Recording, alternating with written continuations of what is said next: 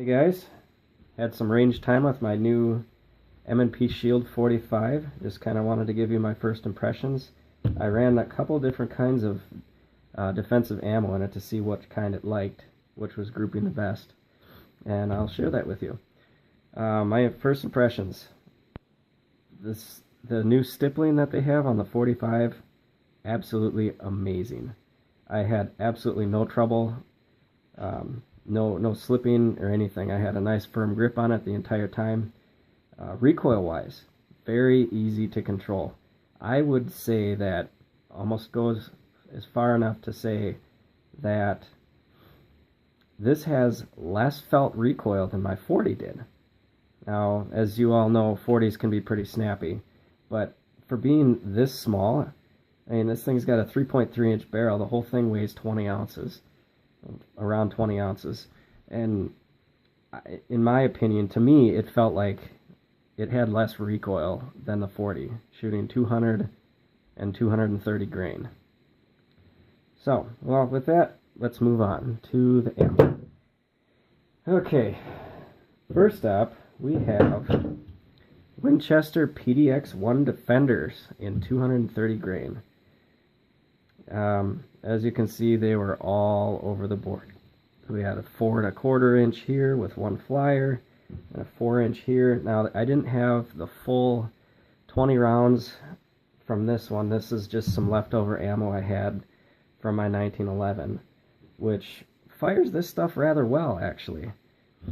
I think this was only about 14 rounds. Anyway, we got 4 inches here, 4 1/2 here, and 3 inches here.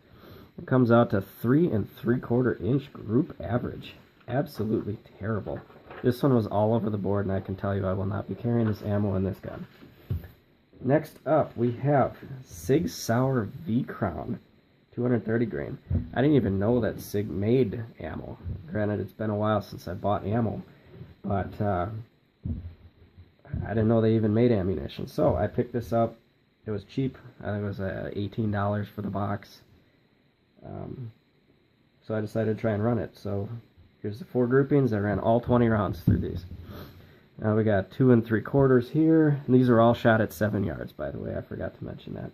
We got 2 3/4 here, 1 3/8 here with one flyer just off the paper down here.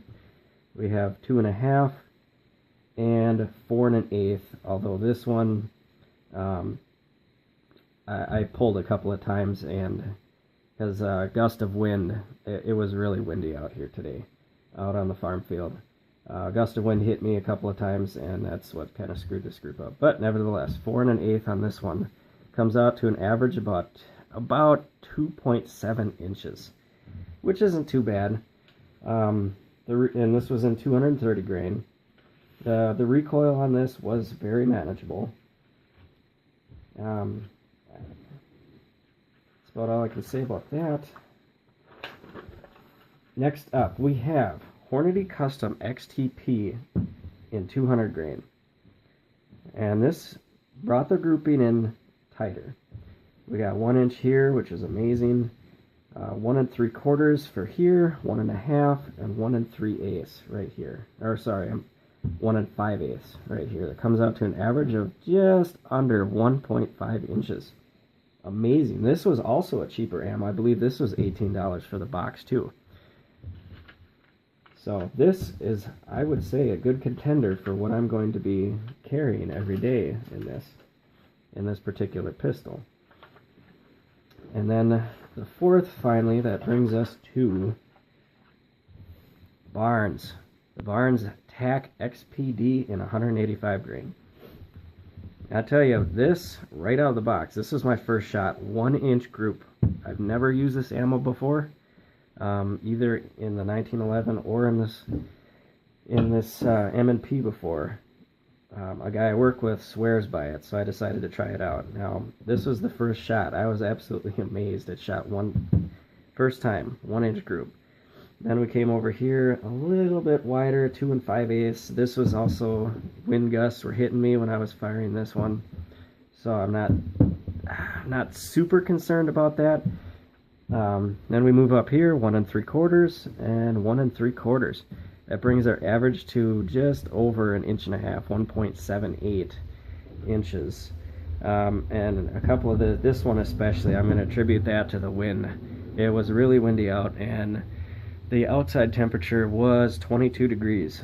Good, loving, nice windy Wisconsin winter. So that is the 4M. Oh, I forgot. And this one, this was just having some fun. This is some Herder's FMJ 230 grain I just had laying around.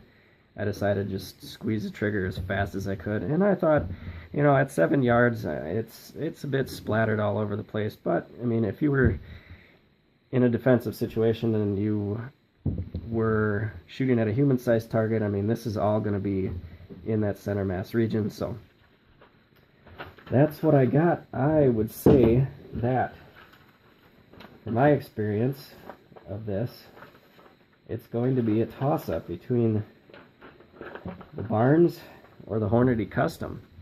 Both grouped rather well. I'm kind of leaning towards using the Barnes. It seemed to be a little more consistent. Lighter felt recoil, of course, being a lighter bullet. And I'm thinking that I'm really going to like this pistol for everyday carry. Alright, if you guys have any questions or comments, please leave them below. I'm new to YouTube, so please be a little nice. I'm just kidding. Tell me what you think, let me know. Subscribe if you want to, and I will see you next time.